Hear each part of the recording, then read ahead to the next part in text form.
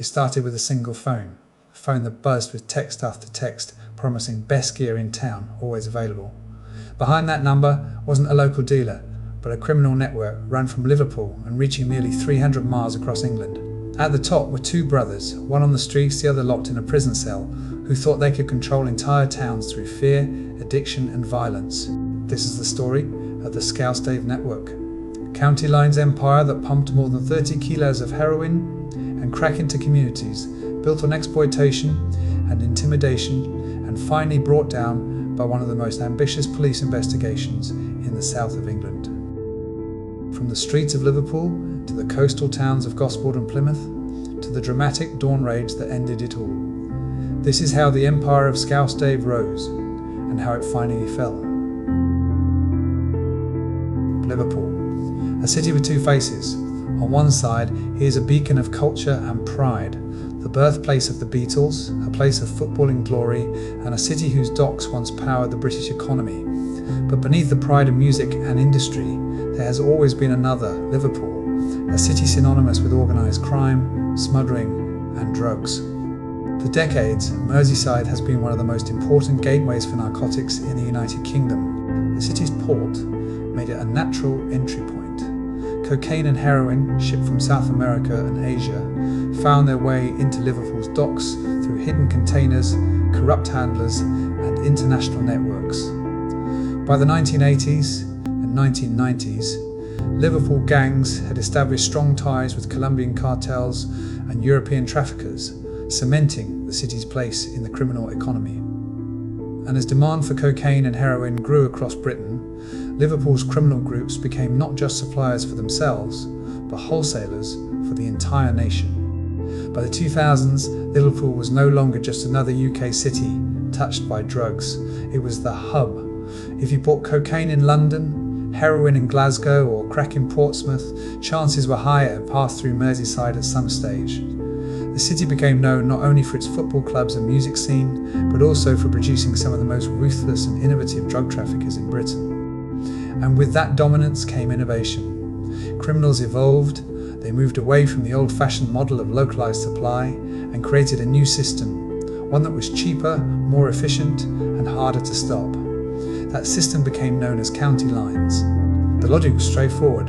A gang in a major city, Liverpool, London, Manchester, would establish a dedicated mobile phone number. That phone became the deal line. Bulk quantities of drugs were packaged and sent down to towns and cities hundreds of miles away, usually carried by young couriers on trains, in taxis or by car. On the ground, vulnerable people were exploited to sell, distribute and store the product. The marketing was relentless. Bulk text messages were sent out to addicts, best gear in town, always available, call now. For a user desperate for heroin or crack cocaine, those messages meant security. For gangs, it meant constant profit. The line became the brand. The name on the text, whether it's Scouse Dave, Liverpool Lee or something else, was what customers trusted. And into this world stepped two brothers from Liverpool, Anthony and Brian Siner. Anthony, the younger, was in his late 30s when the Scouse Dave network began to take shape. He had built a reputation on the streets as a capable operator, not the flashiest gangster, but one who understood the logistics of the trade.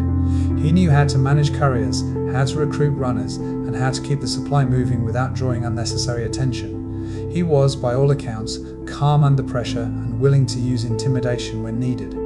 Brian, the older, had already established himself in Liverpool's underworld. By the age of 41, he was serving a 14-year prison sentence for previous drug offences. But prison walls did not end his career. With contraband mobile phones smuggled inside, Brian continued to orchestrate operations. To many, this was what made him truly dangerous. He was a man who could run an empire from behind bars, out of reach but never out of control.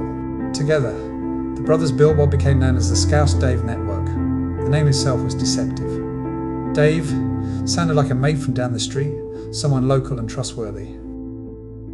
But behind the branding was a business operation that shipped industrial-scale quantities of heroin and crack cocaine hundreds of miles from Liverpool into communities in the south of England. The signers had two major targets, Gosport in Hampshire and Plymouth in Devon. Gosport, a coastal town of just over 80,000 people, was fertile ground for the line. Addiction rates were high, the market for heroin and crack was steady, and the town was small enough that once a line became established, he could dominate. Anthony took control of this territory, managing the flow of drugs from Liverpool to Gosport, ensuring that the line never went cold. Plymouth, on the other hand, was Brian's domain. From his prison cell, using hidden phones, he issued orders to couriers and runners. Plymouth was larger, with a mixed population of naval personnel, students, and a vulnerable community struggling with deprivation. The demand for Class A drugs was strong, and Brian saw the potential to turn that demand into profit, all while physically locked away. The scale of the operation was staggering. Between January 2022 and March 2023, investigators later estimated that Gosport alone received at least 25 kilograms of heroin and crack cocaine. Plymouth, meanwhile, saw nearly 10 kilograms flood its streets. On the open market, this represented millions of pounds in revenue. The mechanics of the line were simple. Couriers travelled from Liverpool carrying bulk consignments.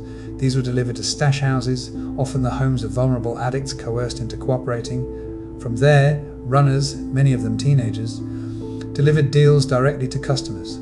The phone did the marketing, sending out constant texts, advertising new gear in or best quality in town. Every text meant more customers, more sales, and more money flowing back to the signers.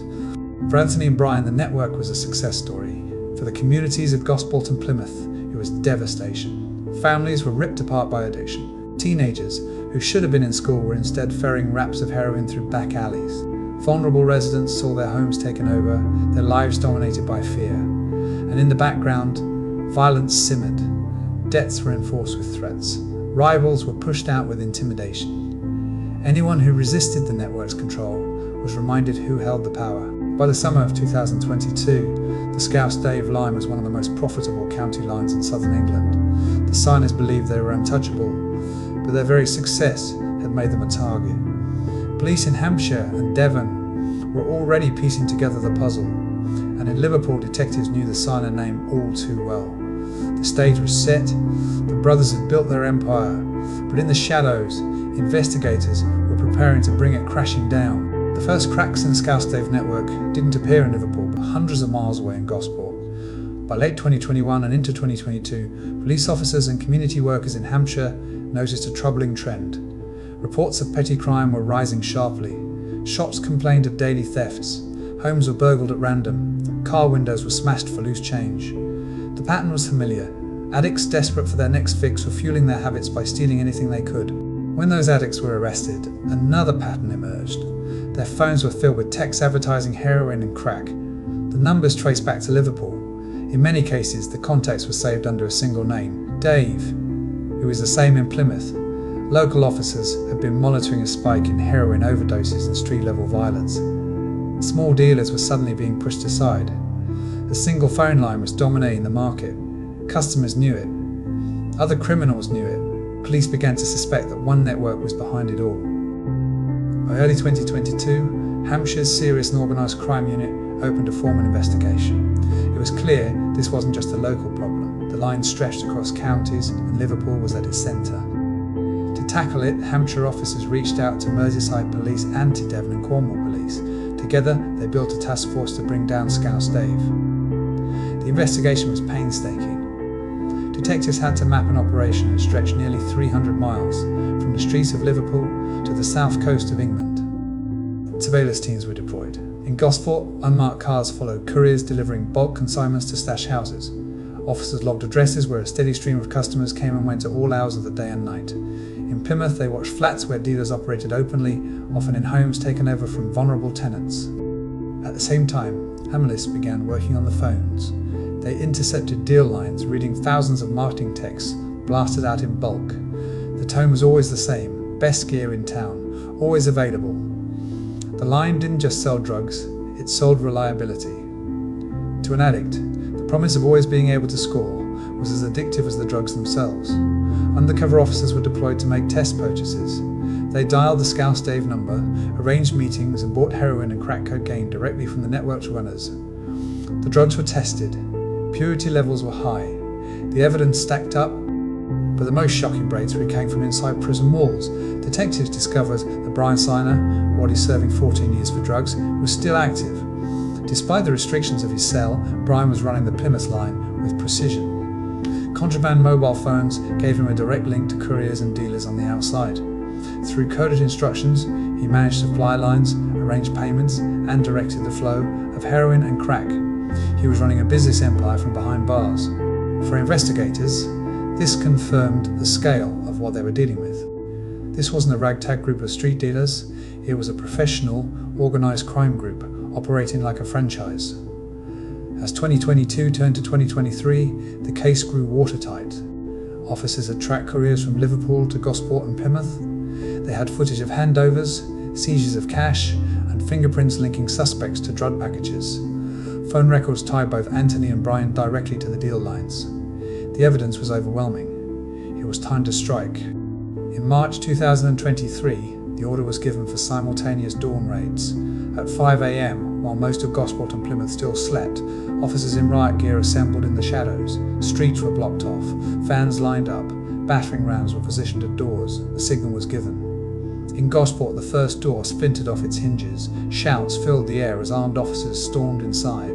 Dealers stumbled out of bedrooms half-dressed, confused and terrified. In one stash house, drugs were thrown towards the toilet in a desperate attempt to destroy evidence, but it was too late. Officers moved too fast. In Plymouth, simultaneous raids took place. Flats in deprived estates were hit. One was a cuckoo property, its vulnerable tenant cowering in the corner as police dragged dealers from his living room. Another was packed with addicts, syringes littering the floor. The network had turned homes into drug supermarkets. Back in Liverpool, properties linked to the signers were raided at the same time. Officers knew that to dismantle the network, they had to hit every level of the chain at once. Couriers, stash keepers, runners, and the men at the top. The scenes were chaotic. In one raid, suspects tried to climb out windows. In another, a dealer bolted out the back door straight into the arms of waiting officers. By sunrise, dozens of suspects were in custody. The seizures told their own story. Over 4 kilograms of heroin and crack were recovered in a single morning. More than 30,000 in cash was taken. Weapons were seized. Knives, bats, makeshift tools of intimidation. And, most crucially, the deal phones were confiscated. The buzzing lifelines of the network fell silent. Without them, the Scouse Dave brand was crippled. Anthony Siner was arrested in Gosport. Calm but defiant, he was taken away in handcuffs. For months he had believed he could manage the line undetected. Now the game was over. Brian, already in prison, was confronted with the evidence of his continued control. His hidden phones were discovered, his coded instructions were laid bare in black and white. The myth of his untouchability collapsed. For the Siner brothers, the empire they had built was over. The fall of Scouse Dave had begun.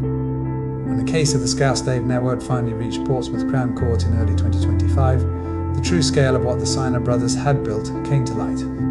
For months the courtrooms were filled with evidence. Box after box of seized drugs, stacks of cash, and reams of phone records. Each piece told part of the story: the text blasted out to addicts, the fingerprints found on packages, the voice recordings of Brian issuing orders from his prison cell.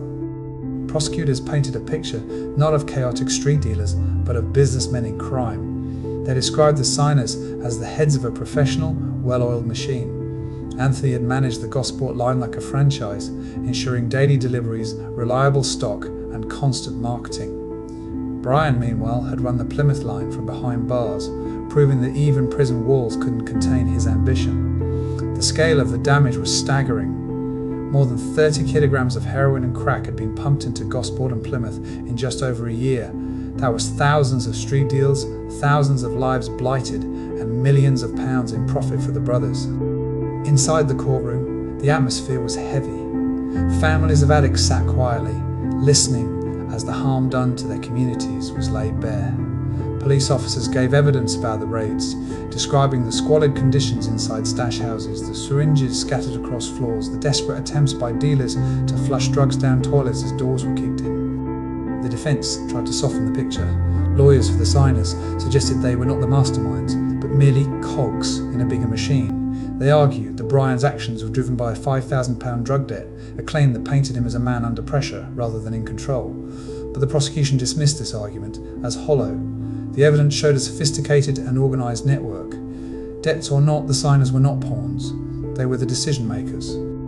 Judge Daniel Sawyer was unmoved by the excuses. In his sentencing remarks, he described the Scouse Dave line as a professional an organised drug dealing operation that inflicted serious harm on vulnerable communities. He noted the brothers' clear leadership roles, their use of violence and intimidation, and their willingness to exploit teenagers and addicts to line their pockets. The sentences were severe. Anthony Siner was handed 17 years and 7 months in prison. Brian Siner, already serving a 14-year sentence, was given a further 15 years and 9 months, ensuring he would spend most of his life behind bars. But the brothers were not the only ones punished. In total, 15 people connected to the Scouse Dave line were convicted. Couriers who drove drugs hundreds of miles down motorways, stash housekeepers who hid heroin and crack in the homes of the vulnerable, dealers who sold rap after rap to addicts on street corners. Together they received decades of combined prison sentences. To the police, it was a moment of triumph. Outside court, Detective Superintendent Ross Toms of Hampshire Police described the case as a significant blow to county lines. He praised the cooperation between Hampshire, Merseyside and Devon officers, emphasising that without such collaboration, the network might still be thriving. Seized drugs and cash were displayed for the cameras, tangible proof of what had been taken off the streets. The rise and fall of the Scouse Dave network is a stark reminder of how county lines thrive, and how even those who think they're untouchable can eventually be brought down. But cases like this are just one part of a much bigger story. If you found this documentary informative and want to see more deep dives into the hidden world of crime in the UK, make sure you hit the like button. It really helps this channel grow and reach more people. And don't forget to subscribe so you don't miss the next case we uncover. Thank you for watching, and I'll see you in the next one.